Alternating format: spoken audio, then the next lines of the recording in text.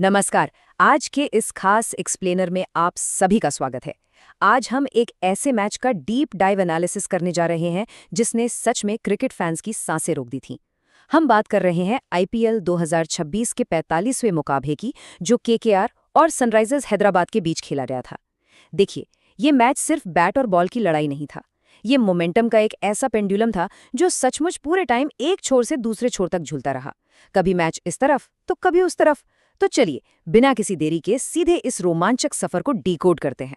जी हाँ, यही वो जादुई नंबर था, यही वो लक्ष्य था जिसने इस पूरे रोलर कोस्टर वाले मुकाबले का फैसला किया। अब आप लोग सोच रहे होंगे कि टी20 क्रिकेट के हिसाब से 166 रन कोई बहुत बड़ा पहाड़ तो है नहीं। सही बात है, लेकिन जरा रुकिए। जिस तरह से ये 165 रन बने और फिर जिस तरह से 166 रनों का पीछा किया गया, वो पूरी की पूरी कहानी को एक अलग ही लेवल पर ले जाता है। तो चलिए, कहानी के पहले हिस्से से शुरुआत करते हैं। सनराइजर्स हैदराबाद की वो विस्फोटक शुरुआत। टॉस जीता हैदराबाद के कप्तान पैट कमिंस ने और पहले बल्लेबाजी का फैसला किया। मैदान पर उतरे अभिषेक शर्मा और ट्रैविस हेड। और सच बताऊं, वो एक अलग ही इरादे से आए थे। केकेआर ने सुनील नारायण को पहली ही गेंद थमाई और अभिषेक शर्मा ने पहले ही ओवर में एक शानदार छक्का जड़कर साफ कर दिया कि आज वो रुकने वाले नहीं हैं। फिर दूसरे ओवर में तो ट्रैविस हेड ने जैसे तूफान ही ला दिया। लगातार 4 चौके, मतलब इस एक ओवर से उन्होंने पूरे 17 रन बटोर लिए। और बात यहीं खत्म नहीं हुई। तीसरे ओवर में हेड ने नारायण पर फिर से काउंटर अटैक किया और एक छक्का और एक चौका जड़ दिया। ये कोई नॉर्मल बैटिंग नहीं थी, ये एक प्रॉपर आक्रामक रणनीति थी। अब आते हैं अगले फेज पर, जहां हेड और ईशान किशन ने पूरी तरह से गेम को डोमिनेट करना शुरू कर दिया। चौथे ओवर में कार्तिक त्यागी ने केकेआर को एक ब्रेक थ्रू दिलाया। उन्होंने अभिषेक शर्मा को 15 रन पर आउट कर दिया। लेकिन क्या इससे ट्रैविस हेड की रफ्तार कम हुई? बिल्कुल नहीं। वो तो जैसे किसी आंधी की तरह खेल रहे थे। 5वें ओवर में कैमरून ग्रीन के खिलाफ उन्होंने 3 बेहतरीन चौके जड़ दिए।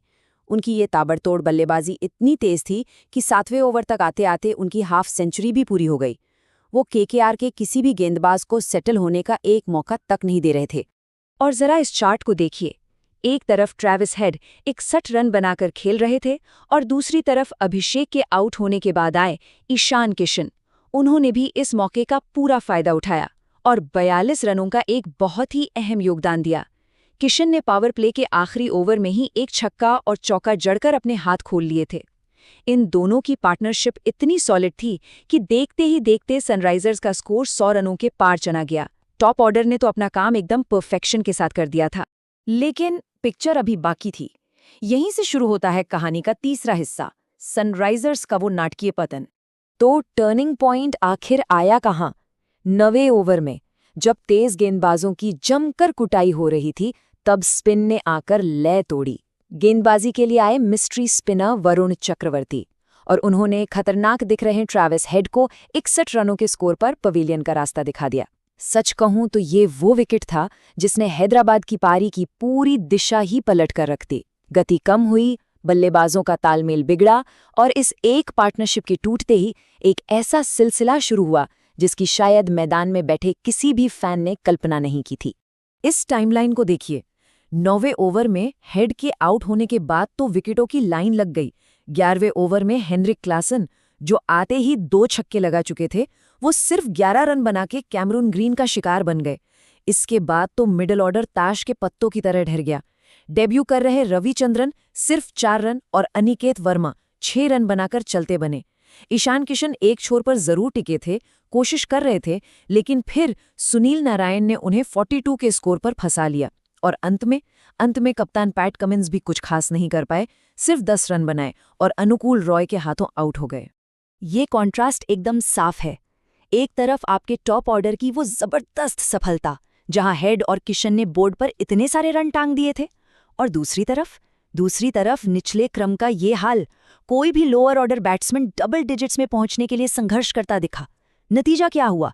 इतनी शानदार, इतनी विस्फोटक शुरुआत के बावजूद हैदराबाद की पूरी टीम अपने 20 ओवर भी नहीं खेल पाई और सिर्फ 165 रनों पर सिमट गई। अब बारी थी केकेआर की। पार्ट 4, केकेआर का आक्रामक पावर प्ले। 166 रनों का पीछा करने उतरे कप्तान अजिंक्य रहाणे और इम्पैक्ट प्लेयर फिनैलन। और भाई, उन्होंने आते ही साफ कर दिया कि वो इस टारगेट को धीरे धीरे चेस करने के मूड में बिल्कुल नहीं है। इस अग्रेशन का सबसे बड़ा सबूत था चौथा ओवर। गेंदबाजी कर रहे थे खुद कप्तान पैट कमिंस। फिन एलन ने इस ओवर में जो तबाही मचाई है ना, वो बस देखने लायक थी। पहली 5 गेंदों में उन्होंने 2 गगनचुंबी छक्के और 2 करारे चौके जड़ दिए। हालांकि ओवर की आखिरी गेंद पर एक और बड़ा शॉट खेलने के चक्कर में वो डीप मिड विकेट पर कैच आउट हो गए। लेकिन सच बताऊं, वो अपना काम कर चुके थे। सिर्फ 13 गेंदों पर 29 रनों की वो विस्फोटक पारी पूरा मोमेंटम सेट कर चुकी थी। नतीजा क्या हुआ? 71 रन। एलन के आउट होने के बाद युवा अंकुरिश रघुवंशी आए और उन्होंने ईशान मलिंगा के खिलाफ पावर प्ले के आखिरी ओवर में 2 बेहतरीन छक्के जड़ दिए। तो पहले 6 ओवर खत्म होने के बाद केकेआर का स्कोर था 71 रन, सिर्फ 1 विकेट के नुकसान पर। उन्होंने इस पावर प्ले का पूरा मतलब 100% फायदा उठाया। पावर प्ले के बाद शुरू होता है चेज का वो फेज जिसमें मैच को पूरी तरह से डिसाइड किया, एक मैच जिताऊ पार्टनरशिप। अजिंक्य रहाणे और अंकुरिश रघुवंशी, इन दोनों ने मिलकर एक बेहद ही क्रूशियल 50 रनों की पार्टनरशिप बनाई। देखिए, उस आक्रामक शुरुआत के बाद अब पारी को स्थिरता की जरूरत थी और इन्होंने बिल्कुल वही किया। 7वें ओवर में शिवांग कुमार को चौका पड़ा, फिर 8वें और 9वें ओवर में रघुवंशी ने बाउंड्रीज निकाली। वो लगातार गैप्स ढूंढ रहे थे और बिना कोई एक्स्ट्रा रिस्क लिए बहुत ही समझदारी से स्कोरबोर्ड को चला रहे थे। इस टेबल को देखिए, ये आपको क्रिकेट के गियर्स समझाएगी। पावर प्ले का वो हाई अग्रेशन वाला फेज, और फिर जब 50 रन की पार्टनरशिप पूरी हो गई तो 10वें और 11वें ओवर में एकदम से एक शांत दौर आ गया। केकेआर के इन दोनों ही बल्लेबाजों ने यहाँ कोई भी फालतू रिस्क नहीं लिया। उन्होंने अच्छी गेंदों को सम्मान दिया, सिंगल्स निकाले और स्ट्राइक रोटेट करते रहे। और सच कहूं तो यही स्मार्ट क्रिकेट है। इसी को बेहतरीन गेम अवेयरनेस कहते हैं। चलिए, अब एनालिसिस के आखिरी हिस्से की तरफ बढ़ते हैं, जहां केकेआर ने इस मैच को पूरी तरह से सील कर दिया।